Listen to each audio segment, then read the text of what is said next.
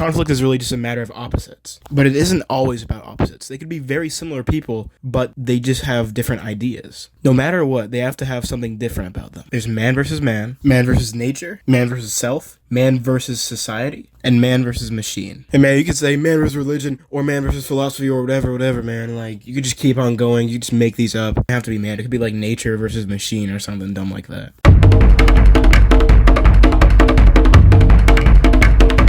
Now, back to Christine. It's about a car that comes alive and it starts killing people. And that's basically it. This is the basic premise of what Man vs. Machine is. I'm reading this off of Google. I never finished this movie, but I never finished this movie because it sucked. Yeah. Really all that matters is that the robot or the machine or the car or the whatever is causing a problem for one of our other characters. And that's what you call...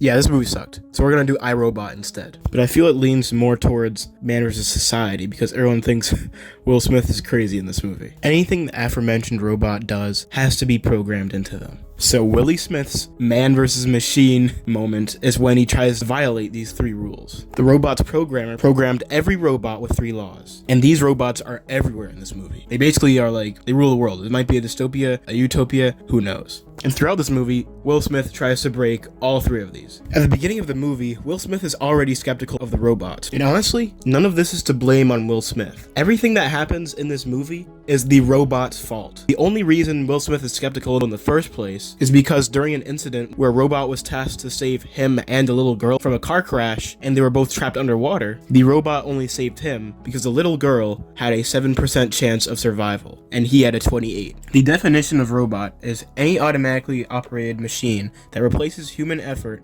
though it may not resemble human beings in appearance, perform functions in a human-like manner. The original definition of robots means forced labor. So character, society, and self can say that they want something. But a machine and nature shouldn't say they want anything. Especially the machine. The machine doesn't want anything. It only does what it's programmed to do. And it can even say that I want to do this because I was programmed to do this. But honestly, he really doesn't want anything. Robots are more like slaves. Like, they really just do someone else's will that's programmed into them. They don't want anything. They don't have a consciousness, and they shouldn't have a consciousness.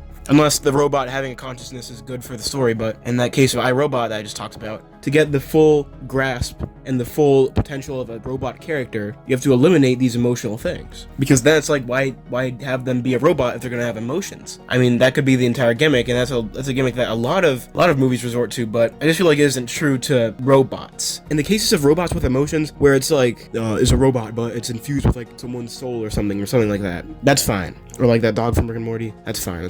Whoever made the technology, their wants, or whatever they wanted to do, is reflected in that technology, or in that robot, I mean, you know, just like that guy in iRobot who made the robots, he wanted to protect mankind. You can see what he wanted to do through the 3 rules.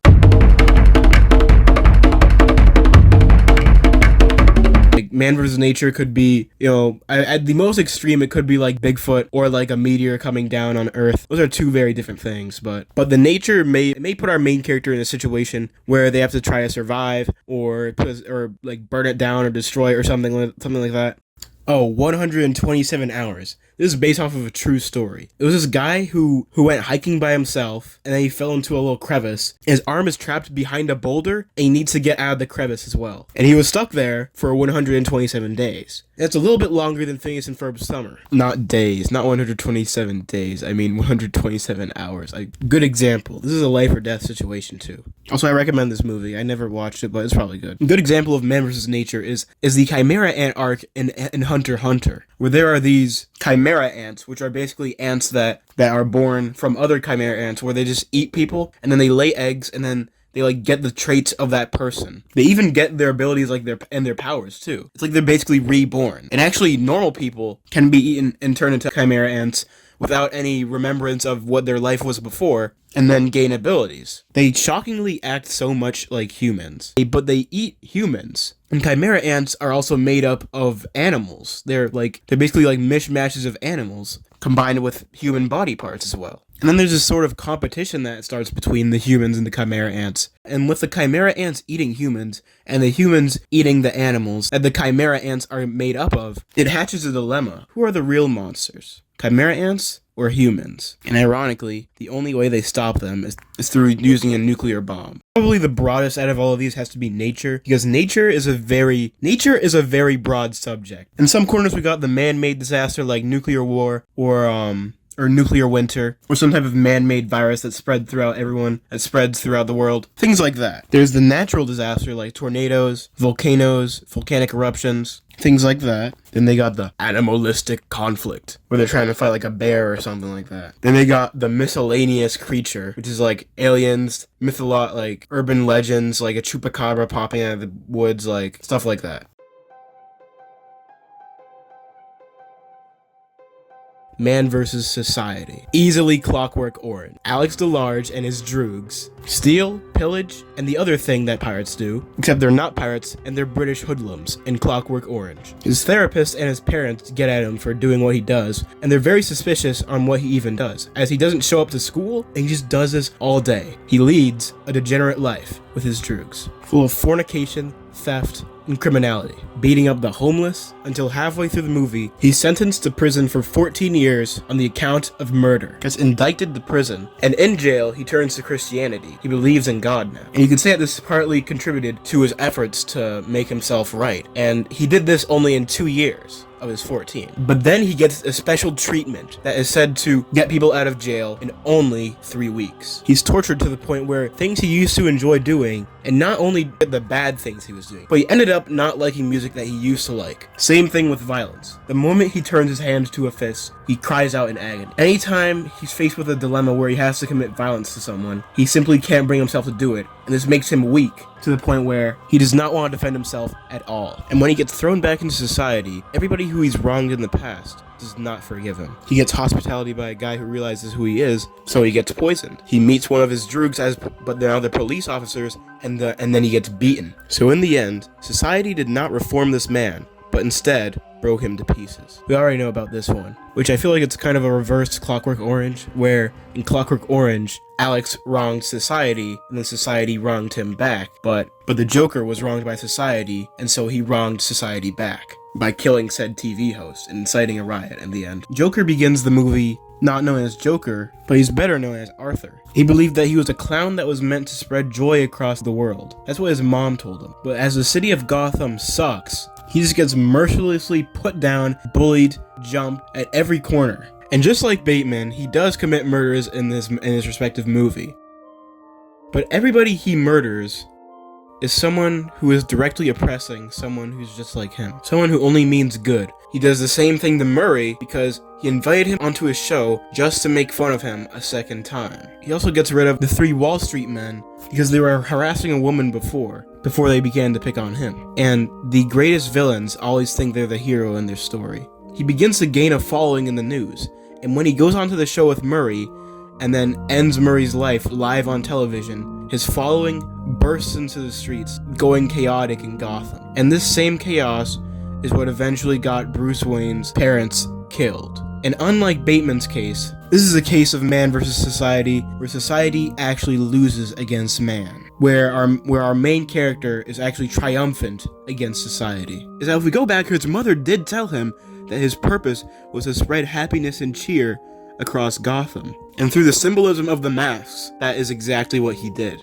In American Psycho, at first, Patrick Bateman is fighting against society, and at the end of the movie, he loses against society, but not in the way you think. I mean, for all of the standout parts of the movie, he is committing murders, and he gets away with all of them. He gets away with so many, actually. He blends in perfectly with his coworkers, and mirrors their actions almost perfectly. And he really just camouflages himself as a normal person, but later on, he goes on a merciless killing spree, and then goes on the run. But not long after, he's in the clear. He didn't get caught. He was taking lives like crazy. It's almost as if he tried to make his murders as blatantly obvious as possible, and yet he still didn't get caught. Then he calls on his own phone, which definitely could be wiretapped, which is like a public admission to like what he just said. And he straight up admits that he committed murders, and he tells everyone that he killed he calls his girl that he likes, and he admits to all his murders on the phone. It was definitely not a secure line, and yet nothing happened. The next day, everything was normal. It turns from him trying not to get caught to him trying to see if he can get caught. And if he can't get caught, then there's no thrill in his life. He tells the same coworkers that he murdered Paul Allen, straight up, and they don't believe him. He goes to his lawyer. He takes his lawyer to the side and tells him that he killed Paul Allen. In fact, he tells his lawyer everything he's done throughout the entire movie and beyond. In fact, his lawyer is the only character who's more robotic than Bateman himself. And again, he says, "I killed Paul Allen." And the lawyer completely denied this remark. As a lawyer should, I guess, but damn. Then he goes back to his coworkers and says, his coworker asks about that killer is on the loose. And then Bateman says, "Whatever." The true conflict of American Psycho is that nothing ever really goes Bateman's way. And near the end of the movie, it seems that things are just falling in his lap far too easily. Even in the end, someone reads a book about his killings straight up and he still does not get caught. When he gets into a shootout with the cops, he misses all his shots, he aims awfully, and then two cars blow up. This scene is pure gold, by the way. And since the most exciting thing he did in his life was murder people, now that there's no thrill and are you going to get caught or not feel fulfilling anymore to him. It was enough to make an American go.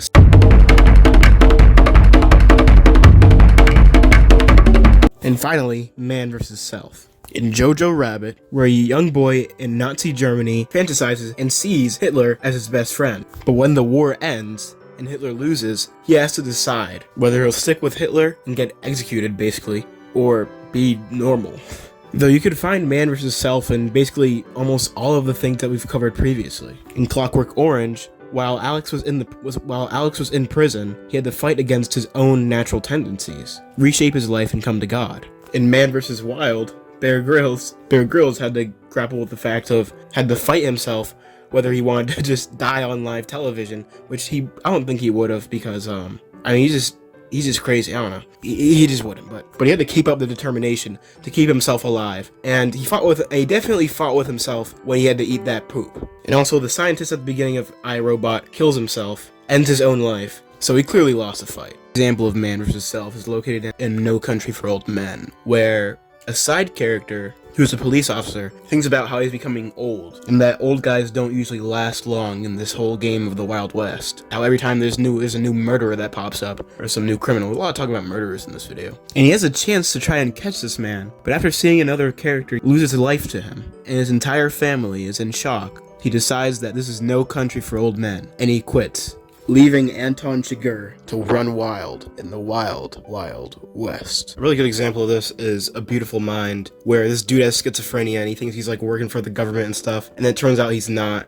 That's a pretty funny movie. You should watch it, it's pretty good. And because of this, he has like marital problems, and like he almost like kills his kid. He almost like drowns his baby. It's crazy. But in the end, he overcomes this, and then he actually becomes a government worker, I think. No, he like ends up winning the Nobel Prize in the end by using his like mathematics or whatever. So it ended up being good in the end, so yeah. But when you abandon all senses of morality, you can do some crazy things, and there will be blood. An oil tycoon, in the pursuit of riches, Daniel abandons his son, his deaf son who can't hear him, on a train. He finds out a man lied about being his brother, and he murders him with his bare hand. Daniel meets his long-lost brother, and to his brother, he confesses his true views on everything. He literally does not like anyone, and he only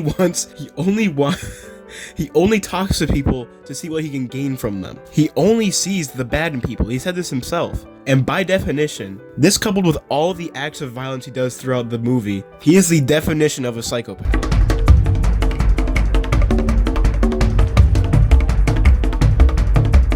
For example, as you can see, one loves bread and one hates bread. And they don't have to be exact opposites, but they just have to have some difference. Before this, it's just like, whatever. Like, they have this, one likes bread, one doesn't, who cares? But when they put something in the middle of them, say they're in like a baking competition, one uses a lot of bread and the other one doesn't use any, and say Gordon Ramsay steps into the picture, now things are starting to heat up. There's stakes to this, and things are starting to heat up. Now, what we just did was have two people who had differing opinions, and threw something that both of them would run to in the middle of them. This could be an object, it could be a situation, it could be a competition, just something that they want, or something that they're forced to get into, or something that forces them, whether physically or by moral code or through emotional manipulation, it's driving. When the actor for Raymond Cruz couldn't do the role anymore, had to leave Breaking Bad, the writers were forced to come up with someone who is also the opposite of Walter White. Walter White and Tuco are complete opposites. Tuco's chaotic, Walter's calculated. Walter's reasonable, Tuco's unreasonable. Tuco has no family, Walter does have a family. You get the idea. They had to give Walter a new main antagonist, a new opposite. Tuco is the crime boss, Walter is his underling, which is where Gustavo Fring comes into the picture. At this point of the story, Walter White has kind of devolved into insanity, and definitely has less sanity than when he was in season 1, where he's facing off against Tuco. Gustavo is simply like Walter, except he's just better. If Walter is patient, Gustavo is more patient. If Walter is cunning, then he is just more cunning. Gustavo is what you would call a foil, though they still do have differences. And their main differences come in the form of how Gustavo's the boss and Walter's the worker. It's actually disgusting how many things they have in common. They both have glasses, they're both bald, almost. And yet they also have their fair share of differences as well. But basically what I'm trying to say is that there's multiple ways to make opposites or differences within your character to cause conflict, of course. And there also does need to be the thing that's placed in between them, unless they both just innately hate each other for whatever reason. Let's say, for example, that our main character is a farmer. And let's say that there's another farmer, and that our main farmer, and that he wants to take another farmer's land. That's man versus man. But then let's say our farmer is a very old man, and the other farmer is very young. Now, there's a dilemma of, should he take the farm by force, if you know what I mean? And is he too old to do that? And if he were to try that, would he get overpowered by the young, faster, and stronger farmer? So now there's an internal dilemma, and that's man versus self. And maybe nobody wants to buy his crops, but everybody wants to buy the other farmer's crops, which means it would be beneficial to him to get rid of this other farmer. And so that's character versus society. That is actually all taking place during the winter, which means that his crops are not growing. But what's this? And that's man versus nature. But our younger farmer friend has a machine that will keep his plants warm during the winter season. Therefore, he can grow crops all year round. And the society, the town that they live in, likes him more for this, which gives our main character all the more reason to kill him. Now let's get back to our farmer story. You could easily replace our younger farmer with some supernatural being that's giving crops to everyone, putting our main farmer out of a job. That easily makes our story here man versus supernatural. And what I'm trying to pick at is that most stories usually use multiple of these, usually use all of these at the same time. Another thing about conflict is that your characters have to be in the right time and place for these things to even happen. In reality, you really could just take the story in any path you want. A freaking meteor could have, like in Breaking Bad, a freaking meteor could have hit Albuquerque the next day, and then the life lesson would be like, don't do drugs for your family or something like that. I don't know. Don't have fun with your family while they're still there or something like that. Like, I feel like you don't really, like, literally anything could happen. Like, you can just throw in anything into your story, like, for real. Like, go crazy. You gotta think of, if I do this, then what will happen,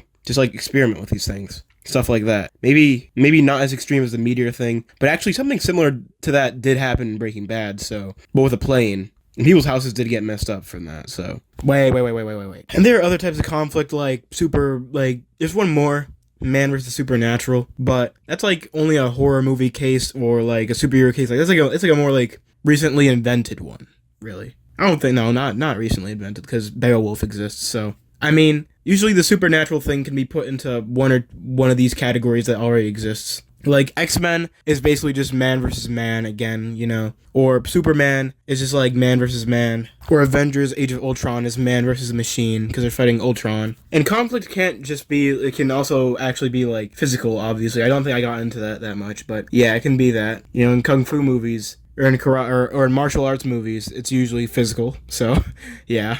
I feel like supernatural, the only place where that can really cover is like vampires and such. But I still think you can consider vampires as man, depending on how much they talk, really. Then I guess it's just like nature, because they're sort of animalistic. You could put them in the man category or the nature category. It doesn't really matter. But yeah.